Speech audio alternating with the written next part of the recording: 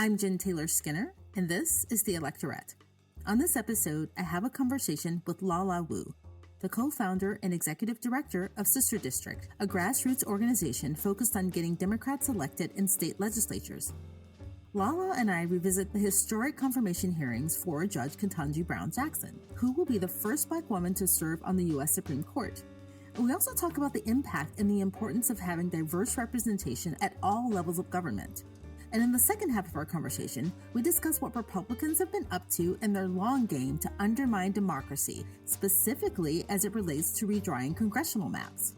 So, without further ado, please enjoy this conversation with Lala Wu of Sister District. Lala Wu, welcome. Thanks so much for having me. So I know we're going to talk about diversity and representation today. And, I think one of the best cases that I've seen recently was made during Judge Ketanji Brown Jackson's confirmation hearings, right? I think that for me, it was partly due to that speech that was made on the floor by Senator Cory Booker, right? And I've been talking about that ad nauseum on social media, but I think that is another example of the importance of representation because he was able to contextualize the importance of her nomination better than anyone else, right? He made these connections about how they both got there, and he was able to clarify its importance in a historical context, right? What did you make of that statement and of the hearings generally? Yes, I think that you're exactly right to focus on Senator Booker's really soaring, inspiring remarks. I mean, that brought tears to her eyes, right? And I think to many others as well, to see someone as qualified as Ketanji Brown Jackson, who's Harvard undergrad, law school, federal district court, circuit court, clerked for the Supreme Court, private practice, U.S. Sentencing Commission, public defender. I mean, all of these things, to see someone up there with these qualifications and who just, by the way, happens to be a Black woman, to see her up there was incredible and just filled me with immense pride. And I felt so inspired by it. I was also really disappointed and irate, as I'm sure you were too, to see these Republican senators like Hawley and Graham and Cotton and Cruz just jump on with all of these ridiculous, ideas about these child porn and so on, which just picking on her record in a completely unfair and misleading way, because they all voted to confirm judges who had similar track records. And, Lindsey Graham, in fact, voted to confirm Judge Jackson to the DC Circuit in just less than a year ago. So, right. I mean, I had a lot of mixed reactions to the hearings, a lot of anger and irritation and just wishing that these children would just stop.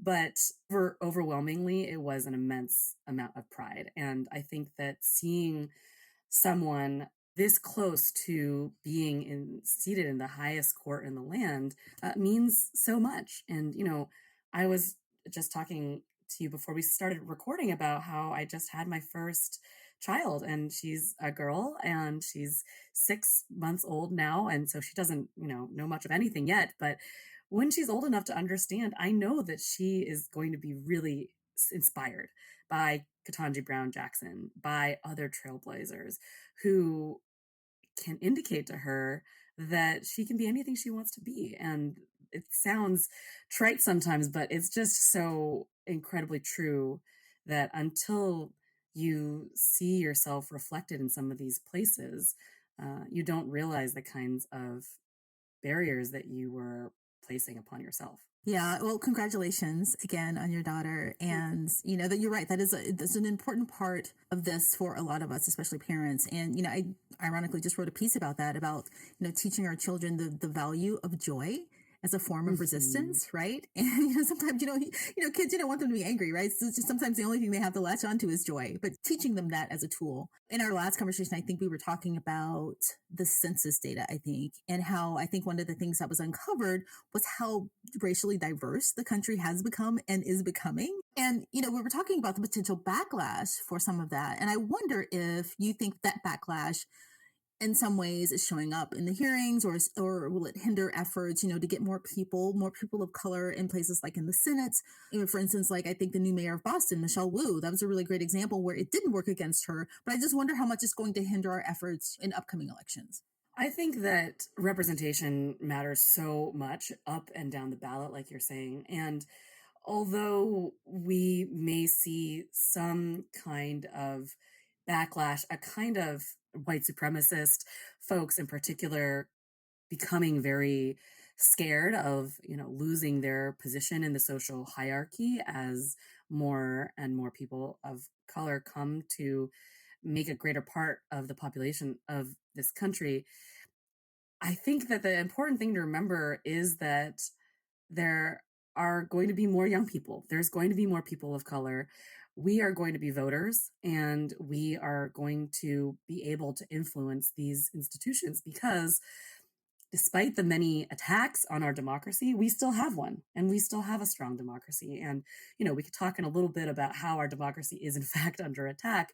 But I mean, I think it's important to remember the positive part of this as well, which is that we can still run for office up and down the ballot. We can still vote amazing folks in who have experiences that really reflect the experiences of those that they are seeking to make laws for.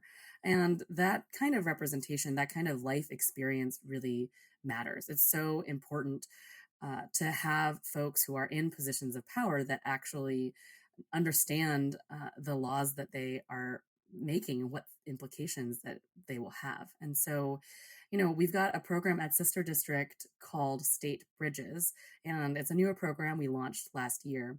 And what we do is we identify these kinds of long term community based power building organizations in the key states where we are working and then deploy our grassroots fundraising machine to fundraise for them directly.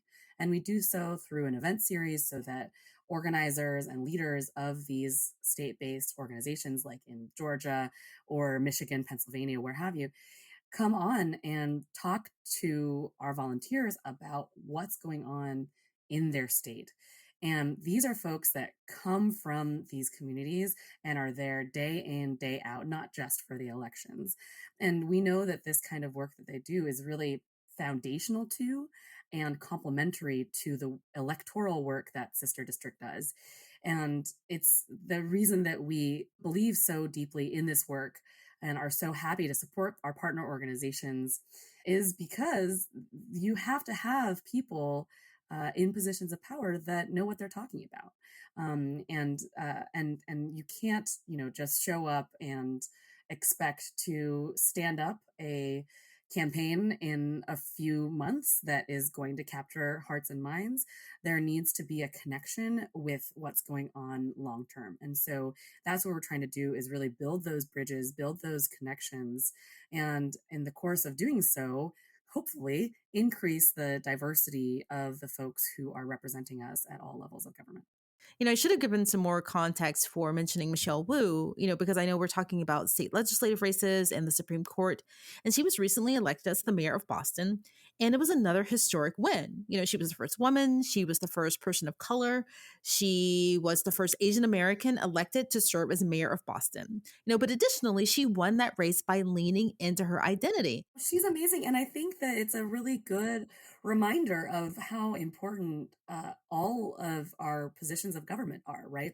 We started out talking about the Supreme Court, but we need representation everywhere, right? We need it at the local level. Michelle Wu is now the mayor of Boston. We need it at the state legislative level, something that we care deeply about here at Sister District, our whole, reason for being. It matters so much because the kinds of experiences that you have that are part of your identity, you bring those to the role.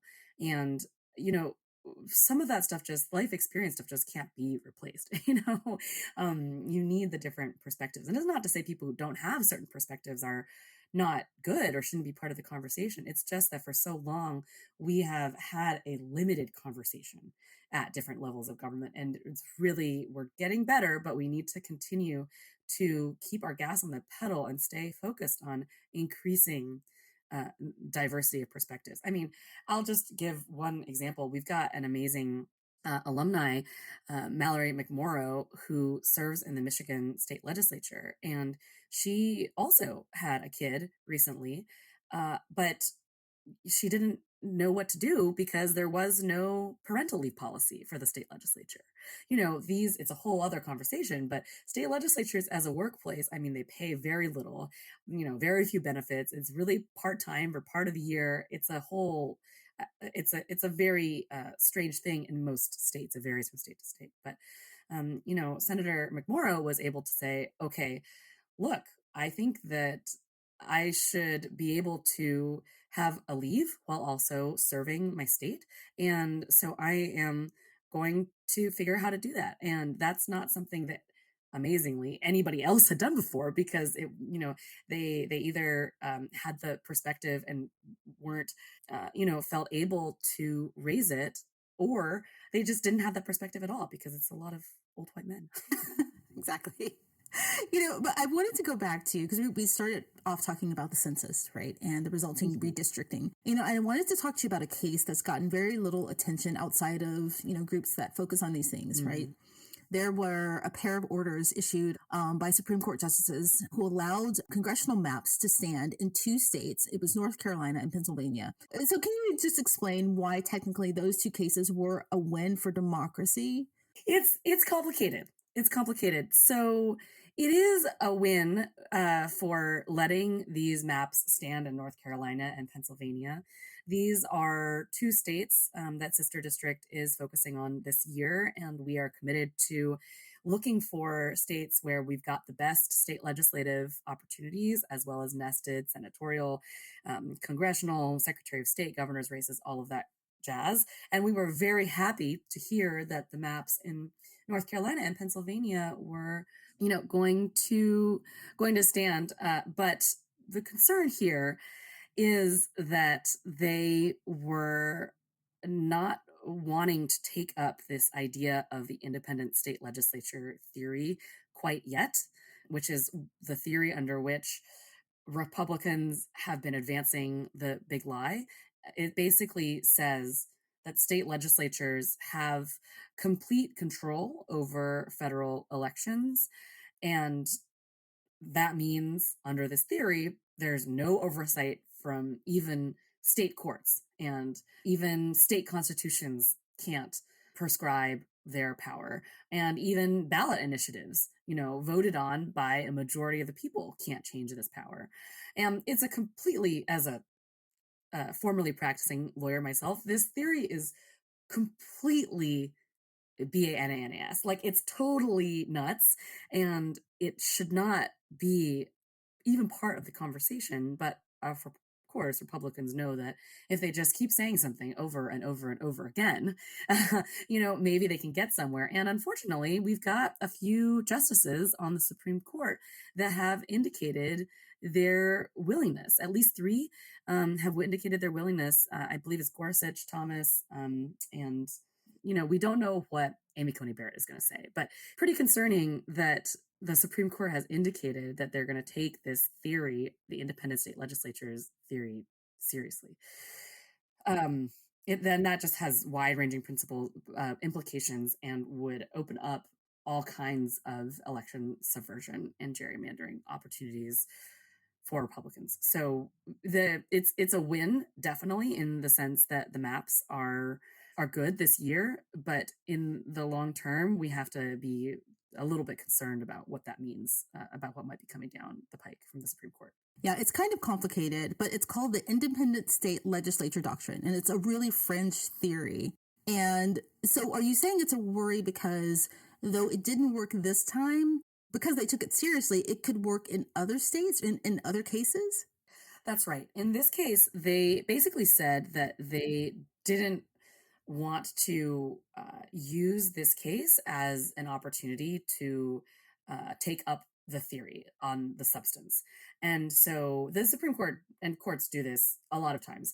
Sometimes they're like, oh, this is an important question that hasn't been answered yet, but because of the procedural posture, because of how this case was brought, because of who the plaintiffs and the defendants are, any number of reasons, it's not there. We're going to demur in this case. We're going to decline to intervene, which is what the Supreme Court did in this case. We're not going to get involved here. But in their reasoning in this case, they did say, but this is a very, very wink, wink, very important question. And we're sure it will come up again. So they basically opened up the door and gave some indication to all of us in the public reading these cases, saying, oh, okay, this is great. We've got a brief reprieve for fair maps at the moment, but the fact that they're interested, they've indicated interest in taking up the independent state legislature theory in the future is deeply concerning. Yeah. So if you could just explain this to me like a toddler, Oh, like totally. how would this lock in, if they were to consider this in future cases and it were successful, how would this lock in Republican power, right, for a long time or even forever? Yeah. Well, I'll start by saying that it took me a while to really get this into my head as well because it's so absurd. It's so outside of the realm of what we think could be possible in our democracy that it truly boggles the mind. So I'll just preface it with that. And then, so how the independent state legislature theory goes is that it says the Constitution gives state legislatures unfettered authority to write the rules for elections. And nothing else can impact it. Not state courts, not constitutions, not ballot measures. State legislatures just have a carte blanche to do whatever they want with regards to elections. So, what that means is that in Michigan, for example, there was a independent state redistricting commission that was put into place by ballot initiative. A majority of voters in Michigan voted to amend the Constitution such that a independent redistricting commission would be developed and implemented, which is great news for democracy. Michigan is one of our target states also this year because of the Independent Redistricting Commission and the fair maps that have resulted from it. If the independent state legislature theory took hold, then the whole ballot initiative that put in place this independent redistricting commission in Michigan would be called into question. So in Michigan, the majority of voters voted on a ballot initiative, implemented a commission that makes redistricting fair in the state. That whole thing, if the independent state legislature theory were to take hold, could be called into question. And that's just one example of how the independent state legislature theory would work. Another would be that the independent state legislature, let's say dominated by Republicans, might, promulgate all kinds of voter suppression laws. The things we've kind of heard about before. Maybe they'll get rid of drop boxes, limit early voting hours, prohibit people from helping other people to vote, getting rid of disability access, getting rid of language access. I mean, the list goes on and on. Let's say that a Republican state legislature were to enact all kinds of laws like that, and someone brought some litigation that said, hey, this isn't fair, this violates our state constitution, and tried to bring it to a state court. Well, if the independent state legislature theory were in place, then the state court would have to say, we don't have any control over this. We don't have any power. The state constitution that, under which you're suing also doesn't have any power to constrain the legislature from doing whatever they want to do. So it really is an affront to the idea of checks and balances, really. This idea that the legislative branch can do whatever it wants and that without regard to what the courts have to say or what the voters have to say or what even their constitution has to say. Yeah, that's really, really scary, actually. It's I think, pretty yeah, terrifying. it is terrifying. And I think what people should understand, and I've probably said this before, but, so forgive me for repeating myself, but Republicans are not looking to gain power in any traditional or democratic or like mainstream way. And they really don't care. They don't seem to care about winning over voters, especially with like policy, right? Yeah. They care about putting systems in place to grant them this kind of unearned power, right? And, of course, putting people in place who will adhere to their plans. Oh, that's exactly right. And I mean, back to the place where we started this conversation, it's because they can see the direction that the demographics are going. They can see the direction that the will of the people is going, and it's not in their direction. And so the best thing that they can do is change the playing field, change the rule, put in place yes men who are going to do whatever they want. And unfortunately, in Trumpism, they have found a pretty powerful set of tools. And, like 2020, the aftermath of that election was just, it was a mishmash. Republicans were in a panic. They were throwing everything at the wall, trying to see what stuck. But what we should be concerned about is that Republicans they've regrouped and they've had time to coalesce around a very clear theory to gain power, partisan power, without any regard to what the cost is, and the cost being the foundational institutions of our democracy, right? Republicans in 13 states have introduced at least 41 bills to undermine the democratic process. And these are bills that would give powers to state legislatures to review election results, power to seize control of the election process, punishment of election officials for even inadvertent and tiny errors. And so these are the kinds of things that are already having an impact, even though many of these bills have not yet passed. They have been introduced, which means that they may be introduced again. They're starting to push the Overton window. They're starting to make this kind of conversation feel normal. And even, before some of these things have passed, we're getting fewer and fewer people who are wanting to be election administration officials, which is a huge problem, right? Because they're scared of what the criminal implications might be down the line. They're like, oh my gosh, why do this at all? And that's a huge, huge problem. We need everyone at all of these levels of democracy to do their job, and the Republican approach is really throwing a major wrench into the gears. Yeah, yeah, and at the same time, Republicans are pushing people to take those administrative positions. I think Steve Bannon apparently talks about it a lot on his podcast and encourages people, Yes, yes, exactly. yeah, to take these positions. So, what's the state of the maps now, and what position are we in going into the midterms for this fall? So, look, the truth is that this is going to be a very challenging year for elections. And at least a sister district, the way we're thinking about it, is probably going to be our most challenging year yet. But that doesn't mean that there aren't really amazing opportunities to hold the line and expand our gains wherever we can. We're focused on Arizona, Georgia, Michigan, North Carolina, Nevada, Pennsylvania, and Wisconsin. These are states that are great to watch because they've got really good opportunities. We selected them in particular because they have great state legislative opportunities, because the maps look pretty decent. For example, as I mentioned, Michigan before, because of the Independent Redistricting Commission. Um, and also because they've got great nested opportunities, not only state legislatures, but governorships, secretaries of state, Congress, Senate, all of that. There's some really amazing opportunities out there. But in terms of, just to go deeper a little bit of a level to look at redistricting, it has been a little bit of a mixed bag. And every state has a different process. Some states, most states, state legislature is involved. Governors may be involved. Maybe there's commissions involved. Maybe the courts have gotten involved because of litigation, or where, the state legislatures and the governor maybe can't come up with a consensus. And so it's important to know that it has been a mixed bag. And then there's a mixed bag also when it comes to congressional maps versus the state legislative maps. You might have seen some people are saying, oh, the congressional maps, or people are saying, oh, redistricting wasn't that bad. Actually, in general, what we're talking about there is the congressional maps, and it really depends, because the state ledge maps can be different. And as we know, state ledge is where the rubber hits the road in terms of so many policies that impact our lives, and so these maps are incredibly important. Another thing I would just point out about redistricting is that there's been a really severe drop in competitiveness. So although you look at the balance between Democrats and Republican, okay, how are the seats going to land? Like, which way are they likely to go, one way or another?